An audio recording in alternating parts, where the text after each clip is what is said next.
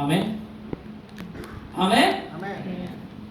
Jadi ya udahlah, maksudnya setan jangan terlalu dilebih-lebihkan maksudnya, karena nanti dia bakal makin memuliakan dirinya. Pak, tadi malam Pak, tiba-tiba dari atas atap rumah saya, boom, ada bunyi gitu Pak. Aduh gimana Pak, apakah saya lagi dilempar santet sama orang? Enggak, itu kucing jatuh. Kenapa? Karena saudara milik Yesus. Kak, mungkin saya berdosa. Ya kalau berdosa kan nggak perlu tobat. Jika kita mengaku dosa kita, Dia setia dan adil. Dia akan mengampuni segala dosa kita dan menyucikan kita dari segala kejahatan. Amin. Amin. Next. Terakhir, belum bersih dari luka bahkan trauma masa lalu. Saya akan selesai dalam tempo singkat. Ada orang yang nggak ada hubungan sama setan. Dia marah-marah karena trauma masa lalu, belum bersih dengan itu. Tapi kelihatannya seperti setan, tapi bukan.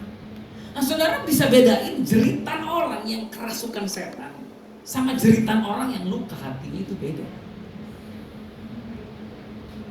Jadi kita harus bisa bedain. Belum bersih dari luka atau trauma masa lalu. Next, kenapa begitu? Pertama, karena perkataan itu bisa merobek hati, Alkitab bilang begitu. Jadi hati kita bisa robek karena perkataan. Kedua, kesengsaraan bisa meremukkan hati orang. Kalau kita terus-menerus hidup susah, hidup miskin, hidup menderita, hidup ditindas oleh keluarga besar, ditindas oleh mertua, kita bisa remuk hati ini. Next, perceraian atau perpisahan mematahkan hati. Kalau saudara pernah diputusin orang, ditinggalin orang yang saudara cintai, atau saudara sebagai anak ditinggal orang-orang tua, itu mematahkan hati. Next, dan akhirnya dalam hati orang itu macam-macam. Ada rasa bersalah, rasa benci sama diri sendiri, iri hati, kecewa. Karena orang itu belum pulih dari luka masa lalu. Next. Sekarang saudara bayangin deh. Dari tahun 70 saudara lahir sampai tahun 2022. Bayangin apa yang saudara alami. Contohnya aja begini. Tahun 70 hampir diaborsi orang tua. Dititipkan kepada saudara atau panti asuhan. Kehilangan orang tua, ngalamin pelecehan seksual. Tahun 2000 ditolak teman-teman, putus cinta, kekerasan sama orang tua, tragedi dalam keluarga. Tahun 2020 gagal menikah, hamil di luar nikah, bangkrut, pengkhianatan. Tahun 2022 udah nikah, selingkuhin lagi. Tidak punya anak, KDRT, gosip. Saudara bayangin kalau orang dari sejak lahir sampai sekarang ngalamin begitu, gimana itu hatinya? Gimana itu jiwanya itu? Ya. Jadi kita harus bisa begini loh. Kita harus bisa pandang orang dan memahami bahwa orang ini pasti punya cerita. Dari sejak dia lahir sampai sekarang, entah apa yang udah dia alami. Dan kita harus berempati sama orang. Amin. Amin. Kita harus sayang sama orang. Karena orang ini pasti punya cerita. Sekali waktu ada yang DM saya di Instagram. Satu ibu tiba-tiba cerita, Pastor, saya sekarang lagi marah-marah sekali sama Tuhan. Kenapa? Karena saya puji Tuhan setelah menunggu lama bisa hamil. Dan dokter melihat kehamilan saya ini kembar. Laki-laki satu, perempuan satu. Akhirnya tibalah hari di mana saya melahirkan. Gak nyampe seminggu, dua-duanya meninggal. Itu kan sedih ya. Terus kalau dia lagi marah sama Tuhan, saya harus bilang apa? Bu, gak boleh marah sama Tuhan, Bu. Ibu harus ingat semua kebaikan Tuhan sama ibu. Harus gitu? Enggak. Waktu dia bilang saya kecewa banget sama Tuhan, saya harus bilang apa? Bu gak boleh kecewa sama Tuhan. Ibu harus ingat dong, ibu baru ngalamin begini. Yesus tuh mati di kayu salib. Oh, sama gitu. Enggak dong. Apa yang harus saya bilang? Silahkan marah sama Tuhan. Silahkan kalau ibu kecewa sama Tuhan. Enggak apa-apa. Ambil waktu untuk ibu bisa memahami keadaan ini. Tapi kalau orang itu saya doain, saudara tahu bakal bagaimana dia? Dia akan menjerit-jerit seperti kerasukan setan.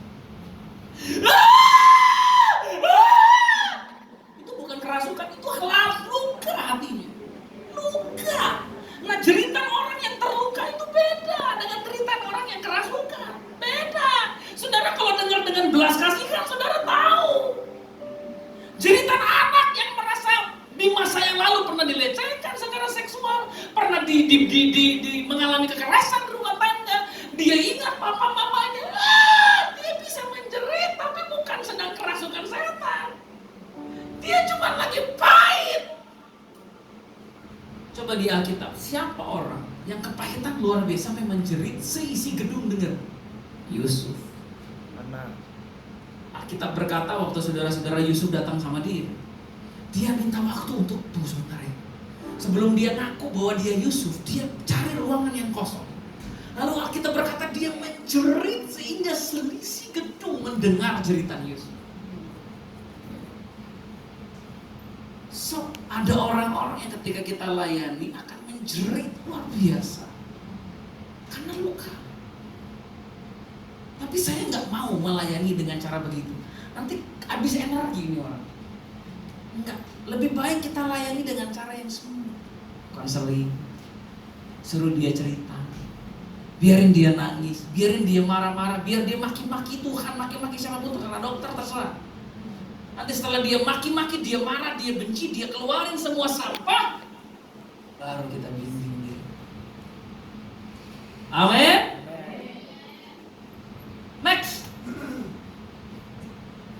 Next. Di Alkitab ada orang yang belum bersih hatinya, tapi nggak mau dibersihkan. Namanya Simon si penyihir. Dan dikatakan di situ hatimu tidak lurus. Dan hatimu telah seperti empedu yang pahit, yang terjerat dalam kejahatan. Kalau kita melayani atau kita orang yang perlu dilayani untuk pulih hati, luka hati kita, apa yang harus kita lakukan? Solusinya adalah keterbukaan dan pengampunan. Solusinya itu. Cara memulihkan luka hati, trauma, model apapun adalah dengan terbuka dan mengampuni. Saudara pasti pulih, percaya pasti pulih. Kalau saudara pernah ngalamin peristiwa buruk di masa lalu, cerita nih sama orang. Cerita, saudara pulih nanti dari situ. Dan setelah saudara cerita, saudara akan punya kemampuan untuk mengampuni. Siapa yang diampuni? Mungkin diri saudara sendiri. Saudara dengar nggak di berita ada cerita bagaimana seorang anak lagi diajarin papa mamanya belajar mobil, naik mobil Innova, papa mamanya naik motor di depan, tiba-tiba papa mamanya melambatkan kendaraan, dia tabrak papa mamanya meninggal. Karena dia, siapa yang salah? Dia. Tapi itu luka. Dan dia satu detik harus cerita sama orang. Dan akhirnya ketika dia cerita, dia bisa mengampuni dirinya sendiri.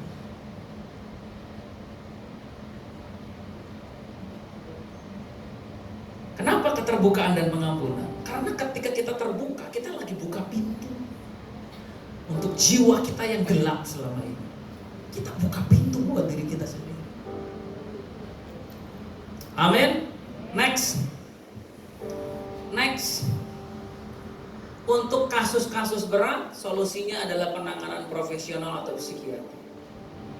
Jadi kalau ada orang punya beban atau masalah luka yang terlalu berat, saya nggak mau nanganin. Saya bukan psikiater. Saya nggak pernah sekolah konseling. Saya nggak bisa konseling orang. Saya akan bawa orang itu dengan kasus berat ke yang bisa, yang belajar konseling. Saya nggak mau nanya, karena nggak bisa saya. Nah, kalau saudara merasa saudara adalah orang yang perlu dilayani secara khusus, kita akan bawa saudara untuk dilayani oleh orang yang bisa melayani saudara. Amin.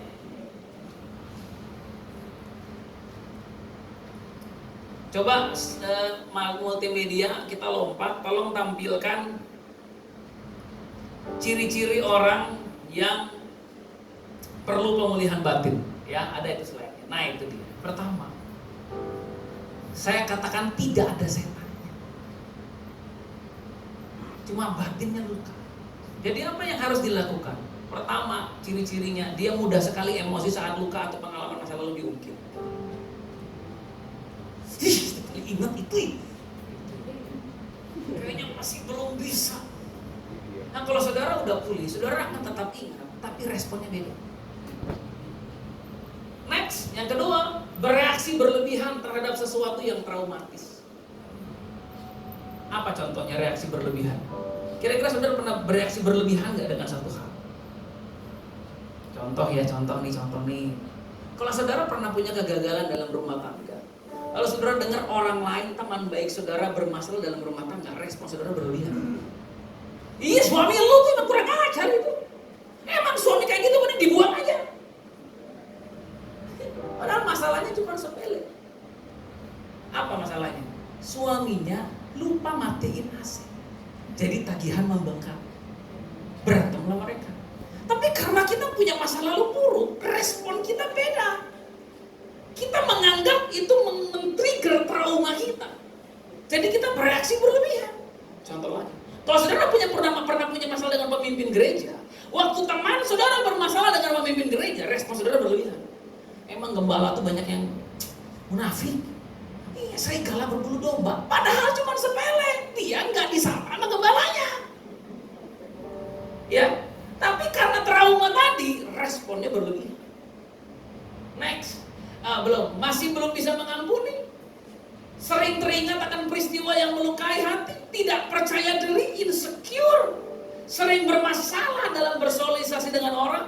Pokoknya dia kalau ada di kelompok mana aja, ujung-ujungnya hancur aja kelompok itu. Kalau ada dia udah hancur, nggak beres itu pasti. Dia datang ke kul A, pindah ke kul B, pindah ke kul C, A, B, C hilang semua kulnya. Gara-gara dia. Dan dia akan berkata, nggak ada kul yang sempurna. Padahal gara-gara dia. Terikat dengan kebiasaan buruk karena akar penolakan, mudah sekali depresi, sayang diri dan merasa sebagai korban. Next, saya ingin ajak saudara yuk lihat diri kita sendiri hari ini. Hari ini saya nggak akan doain orang, karena saya ingin kasih saudara pengertian. Pengertian kalau saudara pulang ke rumah, lalu renungkan hidup saudara. Kalau saudara sungguh-sungguh ingin pulih, pasti saudara akan hubungi orang. Tapi kalau tidak, saudara akan lupakan dan menjalani hidup saudara seperti biasa.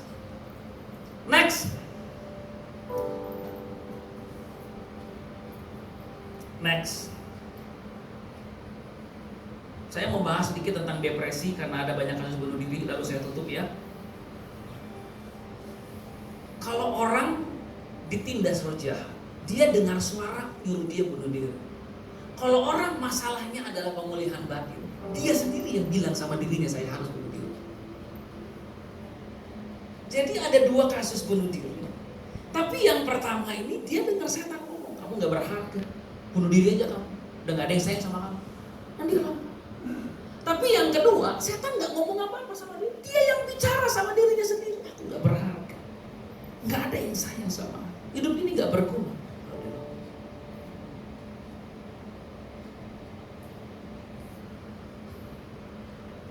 Next. Makanya para pelayan, kita ini seperti dokter, kita harus identifikasi masalah orang, baru kita beri pengobatan. Next. Bagaimana cara mengetahui apa pelayanan seperti apakah yang seseorang perlukan? Next. Apakah dia perlu pelayanan pertobatan dan pemuridan? Apakah dia perlu pelayanan pelepasan dan pengusiran roh jahat? Apakah dia perlu pelayanan kesembuhan batin? Gimana cara kita bedain? Dengan tahu ciri-ciri tadi. Karena kalau orang perlu pemuridan, yang dia perlu pemuridan, masukin aja ke kul. Ya dia berhubung sama orang, bergaul sama orang, ikut kul, persekutuan, nanti juga pulih. Karena yang perlu itu. Dengan sedikit sendirinya kebiasaan buruknya hilang. Tapi kalau orang perlu pelepasan, saudara masukin ke kul, gak akan pernah berubah dia. Karena dia perlu dilepaskan dari roh jahat. Kalau dia perlu kesembuhan batin dan saudara masukin ke kul, kulnya hancur. Karena orang yang terluka akan melukai orang lain. Jadi apa yang dilakukan? Pulihkan dulu orang. Layani, pulihkan. Lalu libatkan dia dalam komunitas. Sementara dia dipulihkan. Pulih. Amin. Amin. Next.